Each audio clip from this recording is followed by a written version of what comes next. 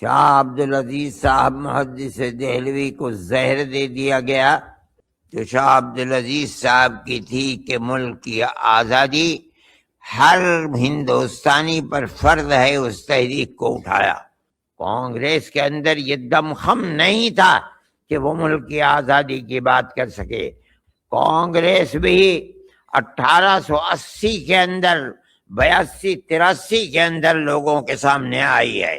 کانگریس کی بنیادی تحریک ملک کو آزاد کرانا نہیں تھا کہ انگریز جیسی طاقت جو یہ دعویٰ کرتی تھی کہ ہماری حکومت کے اندر سورج غروب نہیں ہوتا وہ ہندوستان کو چھوڑ کر بھاگ جائے گی۔ ملک کے اندر فرقہ پرستی اتنی طاقت کے ساتھ ابھر رہی ہے کہ وہ اقلیتوں کو ملک کے اندر جینے کا حق نہیں دے رہی ہے۔ سیلاب آیا اور پنجاب کو تباہ کرتا ہوا چلا گیا۔ صرف تنہا جمعیت علماء ہند ہے جس نے یہ اعلان کیا کہ مسلمان دل کھول کر دے۔ بات کی عورتوں نے اپنے گلے کے اور کان کے زیور اٹھا کر کے دے دیے۔ جمعیت علماء ہند خالص ایک مذہبی جماعت ہے، اس کا سیاست سے کوئی تعلق نہیں ہے۔ آپ حضرات اس چیز کو سمجھیں، ملک کی آزادی سے پہلے سب سے پہلے ملک کی آزادی کی آواز علماء نے اٹھایا۔ حضرت شاہ عبدالعزیز صاحب محدث دہلوی سب سے پہلی آواز سن 1803 میں اٹھانے والے ہیں کہ آج انگریز نے اعلان کیا ہے کہ خلق خدا کی، ملک بادشاہ سلامت کا، لیکن آج سے حکم ایسٹ انڈیا کمپنی ہی کا چلے گا۔ اسی دن انہوں نے اعلان کیا تھا کہ ہندوستان غلام ہو گیا، اس کو آزادی دلانے کے لیے اپنی جان کی قربانی پیش کرنا ہر مسلمان کا اور ہر ہندوستانی کا فرض ہے۔ یہ آواز سب سے پہلے دلی سے اٹھی تھی۔ یہ نہیں لگتا تھا کہ تمام راجا مہاراجا نواب اور بڑے دولت مند ہوں کہ غریب جس میں طاقت نہیں تھی کہ وہ اپنی زبان انگریز کے خلاف کھول سکے۔ یہ آواز صرف ایک آواز تھی جو دلی کے ایک مدرسہ رحیمیہ مدرسہ اور ایک مسجد سے اٹھی تھی۔ یہ تصور نہیں ہوتا تھا کہ کبھی اس آواز کے اندر اتنی طاقت بھی ہو سکتی ہے۔ لیکن میں ایک حقیقت آپ کے سامنے رکھتا ہوں، بڑی بڑی قربانیاں دی ہیں۔ شاہ عبدالعزیز صاحب محدث دہلوی کو زہر دے دیا گیا، دلی سے ان کو نکال دیا گیا، ان کی جائیداد کو انگریز نے قرق کر لیا۔ ان تمام چیزوں کے باوجود ان کی آواز کے اندر کوئی کمزوری پیدا نہیں ہوئی، یہاں تک کہ وہ سن 24 میں انتقال کر گئے، لیکن انہوں نے اپنے 2 خلیفہ اور 2 شاگردوں کو کھڑا کر دیا تھا اس کے لیے۔ جو کھڑے ہوئے انہوں نے لڑائی لڑی اور اس لڑائی کا نتیجہ ہوا کہ بالا کوٹ کے میدان میں جنگ ہوئی۔ ہم صحیح کہتے ہیں کہ اس جنگ میں ہمارے بزرگ ہار گئے، دونوں بالا کوٹ کے میدان میں شہید ہو گئے، لیکن تحریک نہیں مری۔ لوگ وہاں سے ہٹ کر دلی آئے، پنجاب آئے، سنبھل آئے، مراد آباد آئے، اور انہوں نے آ کر کے وہی تحریک جو شاہ عبدالعزیز صاحب کی تھی کہ ملک کی آزادی ہر ہندوستانی پر فرض ہے، اس تحریک کو اٹھایا۔ 1857 کے اندر پھر جنگ ہوئی، مسلمانوں کا خون بہا۔ مراد آباد میں آج بھی گنج شہیدوں کا خزانہ ایک قبرستان ہے جس کا نام ہے، جس کے اندر ہزاروں شہید ہو کر کے دفن ہو گئے، قبرستان کا نام گنج شہیدہ ہو گیا۔ لیکن تحریک دبی نہیں، یہاں بھی ختم ہوئے۔ اس کے بعد ہارنے کے بعد جب عام معافی کا اعلان ہوا تو انہوں نے دارالعلوم کی بنیاد رکھی کہ ہمارے ان جیالوں کو جو ملک کی آزادی کے لیے شاہ عبدالعزیز کے شاگرد اور شاگردوں کے شاگرد تھے وہ ختم ہو گئے ہیں، اب ہم پیدا کریں گے ایسے مجاہدین کو جو ملک کی آزادی کے لیے قربانی دیں گے۔ سن 66 کے اندر 1866 میں دارالعلوم دیوبند کی بنیاد، ابھی تک کوئی ہندوستان کے اندر پارٹی نہیں تھی، دارالعلوم کی بنیاد رکھی دیوبند کے اندر۔ لوگ نہیں جانتے، میں اس لیے بڑی مختصر کہتا ہوں۔ کانگریس بھی 1880 کے اندر 82-83 کے اندر لوگوں کے سامنے آئی ہے۔ اس کے بعد کانگریس جب آئی تو وہی مسلمان جو جنگ آزادی کے لیے قربانی دے رہا تھا وہ پھر آ کر کے اس نے کانگریس کو اٹھایا۔ کانگریس کے اندر یہ دمخم نہیں تھا کہ وہ ملک کی آزادی کی بات کر سکے۔ کانگریس کا جو پہلا اجلاس ہوا ہے 85 میں، آپ اگر اسے پڑھیں گے تو اس سے پتہ چلتا ہے کہ کانگریس کی بنیادی تحریک ملک کو آزاد کرانا نہیں تھا۔ کانگریس تو اس لیے بنی تھی تاکہ ملکہ برطانیہ اور ہندوستان کے درمیان میں جو لوگوں نے خلا پیدا کر دیا ہے، غلط فہمی پیدا کر دی ہے، اس کو ختم کر کے آپس میں ایک دوسرے کو قریب کرایا جائے۔ لیکن وہ لوگ جو پہلے سن 1857 کے اندر مر چکے تھے اور تحریک کو چلایا تھا، وہ کانگریس کے اندر گھسے اور کانگریس کو اس کے لیے کھڑا کیا کہ نہیں، کانگریس ملک کی آزادی کے لیے کام کرے گی۔ چنانچہ کانگریس نے اپنے رخ کو بدلا، مجبور ہوئی کانگریس، اور کانگریس نے ملک کی آزادی کو اپنا نصب العین اور اپنا مقصد بنایا۔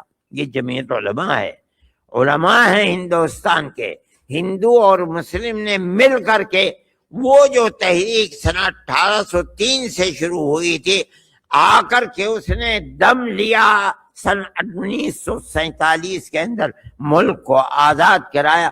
کوئی تصور نہیں کرتا تھا کہ کیا ایک آدمی کی آواز 150 سال میں بڑھ کر اتنا بڑا پہاڑ ہمالیہ بن جائے گی کہ انگریز جیسی طاقت جو یہ دعویٰ کرتی تھی کہ ہماری حکومت کے اندر سورج غروب نہیں ہوتا، وہ ہندوستان کو چھوڑ کر بھاگ جائے گی۔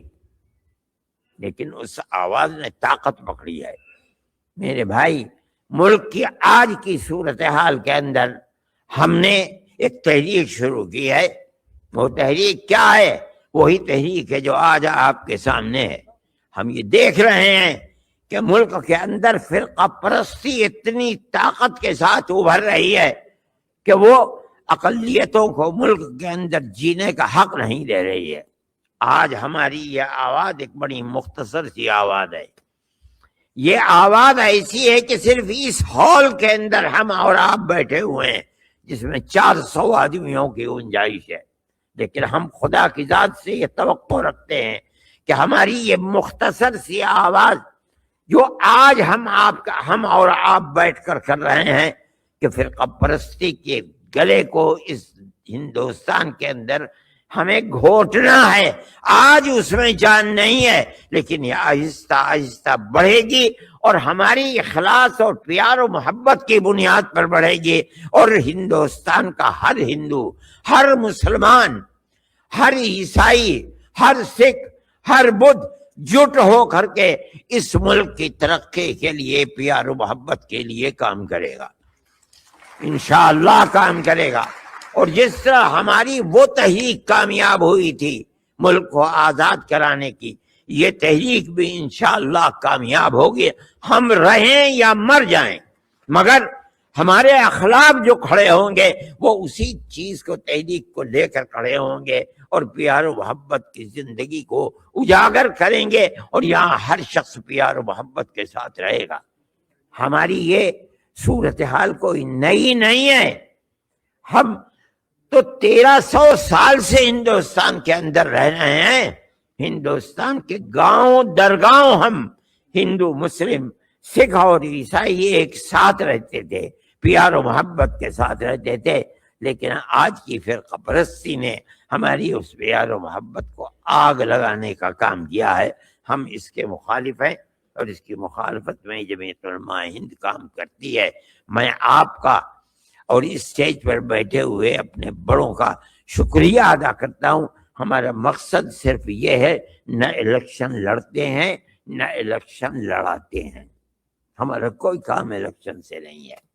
ہماری پوری زندگی پیار و محبت کی زندگی ہے، اور ہم اسی پیار و محبت کی زندگی کے ساتھ رہتے چلے آئے ہیں اور ملک میں رہنا چاہتے ہیں۔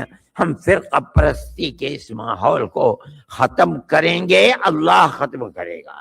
ہم اس کام کو کر رہے ہیں اور ختم ہو کر رہے گا، ہمیں یقین ہے کہ ختم ہو جائے گا۔ کوئی چیز ہمیشہ نہیں رہتی ہے میرے بھائی، میں اس چیز کو آپ کے سامنے رکھتا ہوں۔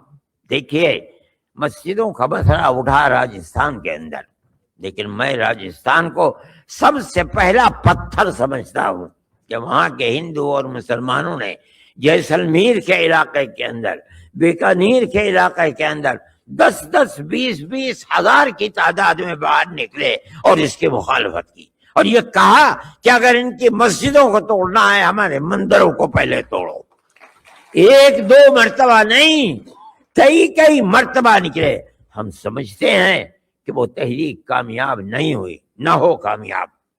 میرے بھائی، اگر یہ تحریک کامیاب ہو گئی کہ ہندو مسلم کا اتحاد ہے، تو یہ ان مسجدوں سے، میں کہتا ہوں کہ مسجد بہت عالی شان چیز ہے، مگر مسجد گری ہے، کل کو مسجد بن بھی سکتی ہے۔ لیکن یہ تحریک ایسی تحریک ہے کہ جو انتہائی جاندار تحریک ہے۔ آپ اس بات کو سمجھیں کہ یہ تو کچھ بھی نہیں ہے۔ ہندوستان کے پاس کیا طاقت ہے؟ کچھ بھی طاقت نہیں ہے۔ کمیونزم اٹھا روس کے اندر، اور اس قوت کے ساتھ اٹھا کہ روس کی جتنی ماوراء النہر کہا جاتا تھا، جتنی حکومتیں تھیں، تاجکستان، ازبکستان، قزاقستان، قرقیزستان، آذربائیجان، اور کیا کیا ہوا، سب حکومتوں کو بلیا میٹ کر دیا، بادشاہوں کو سولی پر چڑھا دیا، برباد کر دیا، مسجدوں کو میوزیم بنا دیا، گرا دیا، تباہ کر دیا۔ اتنی بڑی طاقت تھی، لیکن وہ طاقت جو دنیا کی پہلی یا دوسری طاقت تھی، امریکہ کو پہلا کہہ دیجئے، روس کو دوسری، یا روس کو اول طاقت کہہ دیجئے، امریکہ کو دوسری طاقت ہے۔ ایک غریب مسلم ملک افغانستان، جس کے پاس کھانے کے لیے بھی کچھ نہیں تھا، اس کی دلدل میں پھنس کر کے ٹکڑے ٹکڑے ہو گیا، ختم ہو گیا۔ وہ ریاستیں جن پر قبضہ کر کے مسجدوں کو ختم کیا تھا، پھر وہ ریاستیں اپنے پیر پر کھڑی ہو گئیں۔ ان مسجدوں کو جن کو میوزیم بنایا تھا، 100 سال کے بعد انہی مسجدوں سے اللہ اکبر کی پھر آواز اٹھنے لگی۔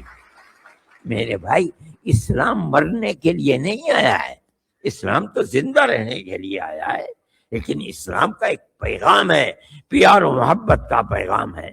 ہم اسی پیغام کو زندہ کرنا چاہتے ہیں جو آج کی فرقہ پرست طاقت اس ملک کے اندر اس امن و امان اور پیار و محبت کے پیغام کو مارنا چاہتی ہے۔ ہم پیار و محبت کے پیغام کو زندہ کرنا چاہتے ہیں۔ ہم سمجھتے ہیں کہ یہ پیغام اگر زندہ ہو گیا تو اس ملک کی زندگی بڑھ جائے گی، اور اگر یہ پیغام خدا نہ خواستہ زندہ نہ ہوا، یہ ملک برباد ہو جائے گا۔ مجھے کل کوئی صاحب اوباما جو پہلے صدر تھے امریکہ کے، ان کا انٹرویو سنا رہا تھا، مجھے حیرت ہوئی کہ وہ شخص یہ کہتا ہے کہ ہندوستان کے اندر اگر پیار و محبت کی فضا کو نہ بنایا گیا اور اسی طریقے سے ملک کو چلایا گیا جس طرح اس وقت چلایا جا رہا ہے، یہ ملک ٹوٹ جائے گا اور ختم ہو جائے گا۔ میں کہتا ہوں کہ دنیا کی نظر ہے اس کے اوپر، ہم اور آپ تنہا نہیں ہیں۔ امریکہ جیسی حکومتوں کے اندر لوگوں کی نظر ہے کہ ہندوستان کی حکومتیں کیا کر رہی ہیں اور فرقہ پرستوں کے ہاتھوں میں کس طرح ملک کو برباد کر رہی ہیں۔ یہ چیز ہمارے اور آپ کے سوچنے کی ہے۔ جمعیت علماء اس تحریک کو چلا رہی ہے، اٹھایا ہے۔ ہم ہندوستان کے ہر صوبے میں جائیں گے۔ ہم ابھی 15-20 دن پہلے اتراکھنڈ میں گئے تھے، ہم نے وہاں، اور ہم یہ سمجھتے ہیں کہ اتراکھنڈ کی میڈیا نے مکمل ہمارا ساتھ دیا ہے۔ ہم آج یو پی کے اندر آئے ہیں، ہم ہندوستان کے دوسرے صوبوں کے اندر بھی جائیں گے۔ ہمارا کوئی الیکشن سے تعلق نہیں، ہمارا کوئی سیاست سے تعلق نہیں۔ ہم ہندوستان کے ہر رہنے والے کو یہ کہتے ہیں کہ رہو اور پیار و محبت کے ساتھ رہو۔ ہم نے آپ کو اسی لیے دعوت دی ہے۔ جمعیت علماء ہند کبھی تنہا مسلمان کو لے کر نہیں چلتی۔ آسام کے اندر ایک بہت بڑا مسئلہ اٹھا وہاں کی نیشنلٹی کا، ہم اس کے خلاف اٹھے، ہم نے اس کو دبانا چاہا، ہم نہیں کامیاب ہو سکے۔ آخر کار ہم آج سے تقریباً 8 سال پہلے سپریم کورٹ کے اندر گئے، اور سپریم کورٹ میں جا کر کے ہم نے اس چیز کو رکھا کہ جدھر چل رہے ہیں اس کے اندر 50 لاکھ ہندو اور مسلمان تباہ ہو جائیں گے۔ مجھے بڑی خوشی ہے، میں جس وقت فیصلہ آیا میں بنگلہ دیش میں تھا، اور مجھے یہ فیصلہ ملا کہ سپریم کورٹ نے یہ فیصلہ دیا ہے، جو اس پارٹی اٹھی تھی اس کو لے کر کے اس کو ناکام بنا کر کے سب لوگوں کے لیے دروازوں کو کھول دیا ہے۔ میں نے کہا ان سے کہ مجھے اپنی زندگی کے اندر جتنی خوشی آج ہے کبھی اتنی خوشی نہیں ہوئی ہے، جس کے اندر تقریباً 48 لاکھ ہندو اور مسلم، جس میں 27 لاکھ مسلمان اور 24-25 لاکھ ہندو تھے۔ ان لوگوں کو راحت ملی۔ اگر ان کے بچوں کو بھی لے لیا جائے تو یہ تقریباً 2 کروڑ آدمی تھے جن کے لیے یہ فیصلہ ہوتا کہ اس ملک کے رہنے والے نہیں ہیں، ان کو ہندوستان کی شہریت ملی اور ثابت ہوئی۔ جمعیت علماء ہند اسی طرح کام کرتی ہے۔ ہم نے کیرلا کے اندر مصیبت آئی، ہم نے وہاں کام کیا، سینکڑوں مکانات تباہ ہو چکے تھے، ہم نے ان مکانات کے مرمت کا، کسی کو نہیں دیکھا گھر کس کا ہے، ہندو کا ہے، کرسچن کا ہے، کس کا گھر ہے، مسلمان کا کچھ نہیں دیکھا۔ ہم نے ان گھروں کو بنایا، ان گھروں کی تعمیر کی، ان کی چابیاں بنا کر کے ان کے ہاتھوں میں دی اور میڈیا کے سامنے دی، تاکہ ہم یہ پیغام پہنچا سکیں کہ ہندو اور مسلم تفریق کا ہمارے یہاں کوئی موقع نہیں ہے۔ جو ہوا یہ ہو گیا، قدرت کا کھیل تھا، لیکن ہم ہر مصیبت میں ہر ایک کے ساتھ ہیں۔ آپ نے دیکھا ابھی 2-3 مہینے پہلے سیلاب آیا اور پنجاب کو تباہ کرتا ہوا چلا گیا۔ صرف تنہا جمعیت علماء ہند ہے جس نے یہ اعلان کیا کہ مسلمان دل کھول کر دے۔ مسلمان نے ہریانہ میں خاص طریقے پر اور یو پی کے مغربی ادرا میں اتنا دیا کہ ہریانہ میں میوات کی عورتوں نے اپنے گلے کے اور کان کے زیور اٹھا کر کے دے دیے۔ 3 دن کے بعد انہوں نے کہا ہمارے گھر بھر گئے، ہمارے گھروں میں رکھنے کی جگہ نہیں ہے، منع کر دو کہ لوگ نہ بھیجیں۔ ہزار ٹرک لوگوں نے بھیج دیے۔ جمعیت علماء کا یہ کردار ہے، جمعیت علماء یہی کرتی ہے۔ ہم ہندو مسلم تفریق نہیں کرتے، اسی طرح ہم ہندو مسلم تفریق نہیں کرتے، فرقہ پرستی بھی نہیں کرتے۔ میں نے آپ حضرات کو بلایا ہے اور میرے یہ کرم فرما بڑے لوگ سمجھدار پڑھنے والے جو ہندوستان کی تاریخ کو جانتے ہیں آپ کے سامنے بیٹھے ہیں۔ میں یہ سمجھتا ہوں کہ میں نے تو اصل میں جو بات کہی ہے یہ بالکل ابتدائی چیز اور بہت مختصر بات ہے، لیکن میں یہ سمجھتا ہوں کہ یہ چیز آپ حضرات کے لیے اور اس اجلاس کے لیے مفید ہوگی، اور یہ حضرات آپ کے سامنے صحیح صورتحال رکھیں گے جس سے یہ اندازہ ہو سکے گا کہ ملک پیار و محبت ہی کا ملک ہے۔ یہ ہماری تاریخ ہے، ایک پرانی تاریخ ہے۔ آپ اگر دنیا کے ملکوں میں جائیں، امریکہ میں جائیں، برطانیہ میں جائیں، یورپ کے ملکوں میں جائیں، مسلمان آپ کو ہر جگہ ملے گا، لیکن ان کا رہن سہن الگ ہے،